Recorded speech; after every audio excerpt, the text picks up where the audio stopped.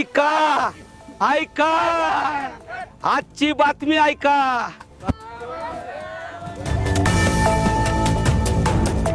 नमस्कार शेतकरी मित्रांनो, आजच्या कृषी सुपरफास्ट बुलेटिनमध्ये तुमचं स्वागत आहे। गेल्या 48 तासात शेती विश्वात काय घडलं, कर्जमाफीची नक्की तारीख कोणती, आजचा ताजा बाजारभाव का आहे आणि हवामान खातं काय म्हणतं, या सर्व प्रश्नांची उत्तरं आपण आजच्या व्हिडिओमध्ये पाहणार आहोत। व्हिडिओ शेवटपर्यंत नक्की पहा, कारण शेवटची बातमी तुमच्या फायद्याची आहे। चला तर मग सुरू करूया 25 महत्त्वाच्या बातम्या। राज्यातील शेतकऱ्यांसाठी सर्वात मोठी बातमी, येत्या 30 जून 2026 पर्यंत कर्जमाफीची अंमलबजावणी पूर्ण करण्याचे संकेत सरकारने दिले आहेत। नवीन वर्षाच्या सुरुवातीला म्हणजेच 1 जानेवारीच्या आसपास याबाबतची अधिकृत घोषणा होण्याची शक्यता आहे। कर्जमाफीचे निकष ठरवण्यासाठी प्रवीण परदेशी यांच्या अध्यक्षतेखालील समिती काम करत असून ही समिती आपला अहवाल लवकरच सादर करणार आहे। हा अहवाल एप्रिल 2026 पर्यंत येण्याची शक्यता आहे। राज्यात खरीप हंगामात झालेल्या नुकसानीसाठी सरकारने एकूण 31,000 कोटी रुपयाचे पॅकेज जाहीर केले आहे। यामध्ये पीक विमा आणि थेट मदत या दोन्हीचा समावेश असणार आहे। अतिवृष्टीमुळे नुकसान झालेल्या शेतकऱ्यांना हेक्टरी 17,500 पर्यंत मदत ही पीक विम्यातून मिळण्याचे संकेत आहे।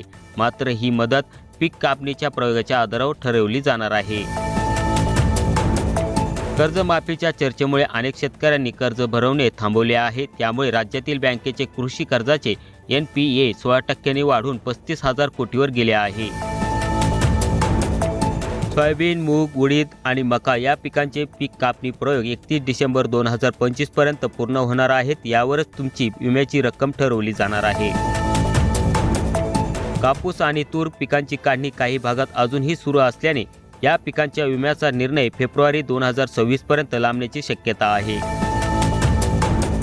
सरसकट विम्याची चर्चा असली तरी सध्याच्या नियमानुसार ज्या महसूल मंडळात उत्पन्नाची सरासरी 50 पैशापेक्षा कमी येईल तिथेच मंडळातील सर्व शेतकऱ्यांना विमा लागू होईल।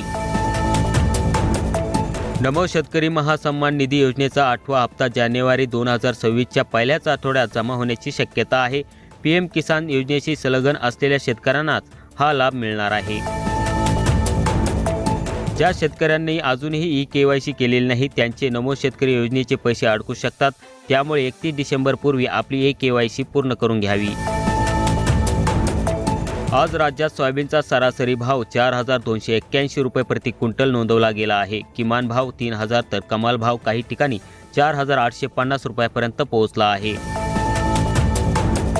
कापसाच्या दरात किंचित सुधारणा दिसून येत आहे। अकोल्यात कापसाचा कमाल भाव 8,010 रुपये प्रति क्विंटल पर्यंत गेला आहे, तर यवतमाळमध्ये सरासरी भाव हा 7,450 रुपयाच्या आसपास आहे।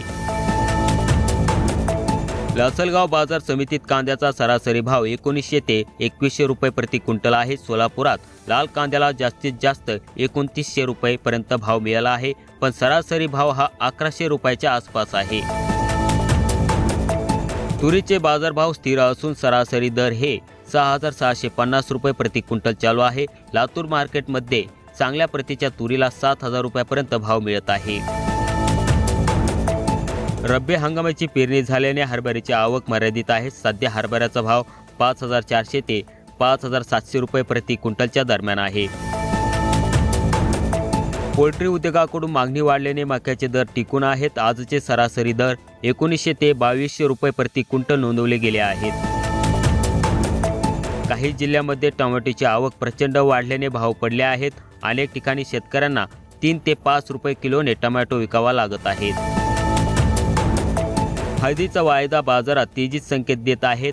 सांगली आणि हिंगोली मार्केटमध्ये हळदीचे दर 12,000 ते 13,000 रुपयाच्या दरम्यान आहेत। हवामान खात्याच्या अंदाजानुसार 31 डिसेंबरला महाराष्ट्रात हवामान प्रामुख्याने कोरडे राहील। आकाश निरभ्र असल्याने थंडीचा कडाका वाढण्याची शक्यता आहे। सध्या तरी राज्यावर कोणत्याही मोठ्या अवकाळी पावसाचे संकट नाही, त्यामुळे रब्बी पिकांना आणि कापणीला आलेल्या तुरीला कोणताही धोका नाही।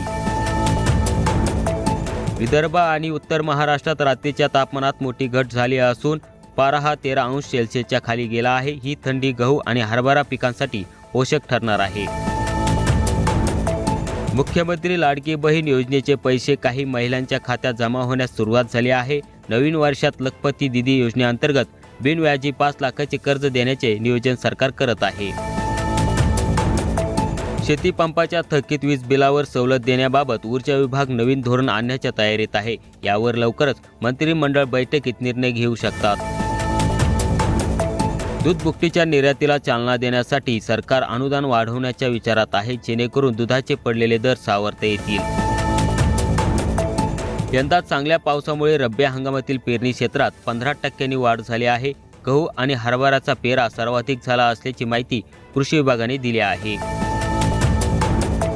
तर शेतकरी मित्रांनो, या होत्या गेल्या 48 तासातील महत्त्वाच्या कृषी बातम्या. सोयाबीन आणि कापसाचे भाव वाढतील असं तुम्हाला वाटतं का? तुमचं मत कमेंटमध्ये नक्की सांगा. व्हिडिओ माहितीपूर्ण वाटला असेल तर लाईक करा आणि आपल्या इतर शेतकरी ग्रुपवर शेअर करा.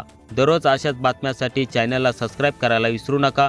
धन्यवाद. जय जवान, जय किसान.